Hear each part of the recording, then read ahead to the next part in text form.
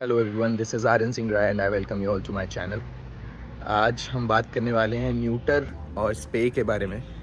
ये क्या होता है, ये डॉग्स को क्यों कराना चाहिए, क्यों नहीं करवाना चाहिए, क्या इसके बेनिफिट्स हैं, प्रोज एंड कॉन्स, और मेरी रिकमेंडेशन मेरी रिसर्च के अकॉर्डिंग।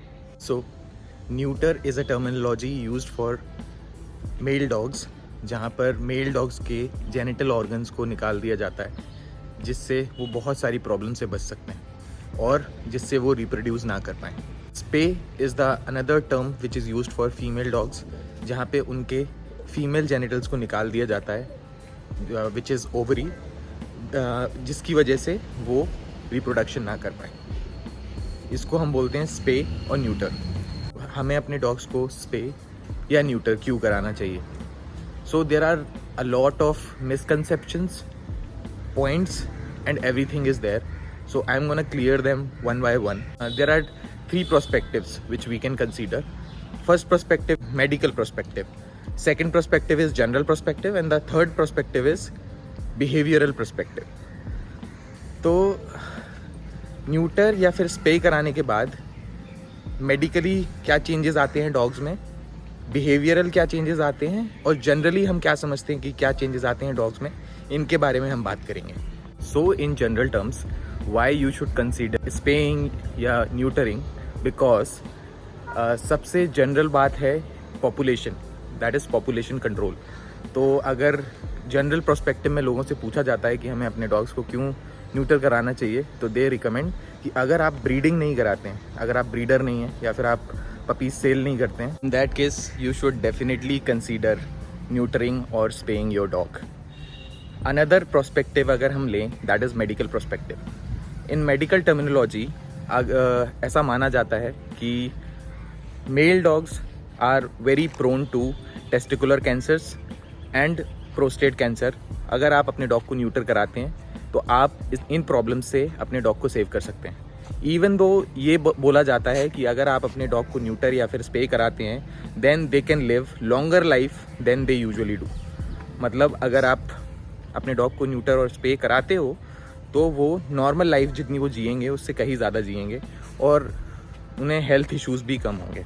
अगर इसी पॉइंट पे हम लोग बिहेवियरल प्रोस्पेक्टिव के बारे में बात करें, तो बिहेवियरल प्रोस्पेक्टिव में अगर ऐसा माना जाता है, if your dog is aggressive, तो यू शुड कंसीडर स्पेइंग या neutering your dog, because after neutering your dog उनका जो जेनिटल्स होते हैं दे आर रिमूव्ड, तो they are not producing testosterone any more.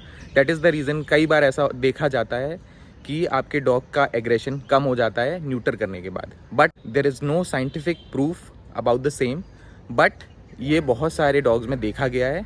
I am not saying कि it will happen definitely, but it can be happen. Another point is, अगर आपके dog में behavioural issue, for an example aggressiveness और biting issues genetical हैं, मतलब उनके जो parents थे या ग्रैंड पेरेंट्स थे उनमें भी ये प्रॉब्लम्स थी पहले से, देन न्यूटरिंग वॉन्ट वर्क। ऐसा नहीं होगा कि अगर आपके डॉग को जेनेटिकल प्रॉब्लम्स हैं, जेनेटिकल हिप डिस्प्लेसिया है या फिर for an example genetical aggression issues हैं, बाइटिंग इश्यूज़ हैं, तो आप अपने डॉग को न्यूटर कराते हैं and he will stop biting और stop doing the aggressive things. तो ऐसा नहीं होगा। अगर इन जनरल बिहेवियरल इश्यूज़ हैं, that can be solved. Another point cons में ये है कि कई बार ऐसा बोला जाता है कि स्पे या न्यूटर कराने के बाद आपके डॉग का वेट बढ़ सकता है और दे कैन बिकम फैट। दूसरा चीज़ ये भी बोला जाता है कि स्पे या न्यूटर कराने के बाद आपके डॉग्स लेथार्जिक हो जाते हैं। That can consider because they won't be that much active. For an example, if you do a body building, सबसे बॉडी बिल्डिंग या फिर किसी भी एथलीट की लाइफ में सबसे ज़्यादा इंपॉर्टेंट क्या होता है? Testosterone.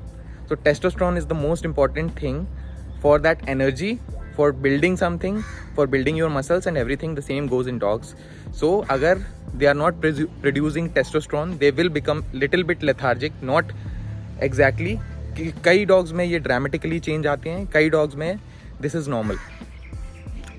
So this is also one point. These are all points which are told by doctors, blogs, books and everywhere.